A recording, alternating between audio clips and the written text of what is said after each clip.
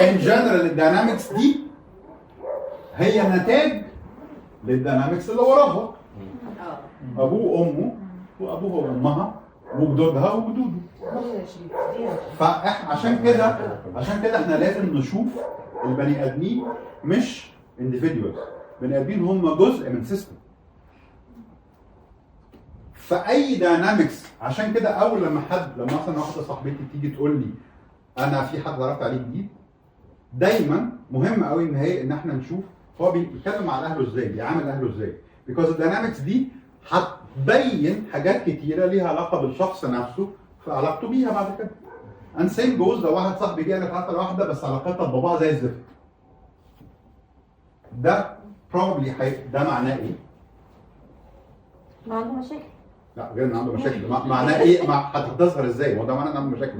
تظهر ازاي؟ بتدور على علاقه زي باباها، ان هي هتبقى بتدور على حد يديها اللي باباها ما اداهولهاش. فساعتها هي بتدور على بارتنر ولا على اب؟ على اب. فالعلاقه دي لازم تروح فين؟ في داهيه الحمد لله. بالظبط. This is very interesting كمان. Usually if somebody is looking for a father ودخلت في relationship، فلو هي لقت الفاذر she does not have a partner، فهتدور على partner. and same goes for him. لو هو is looking for a mother ولقى المother there's a chance ان هو يدور على partner.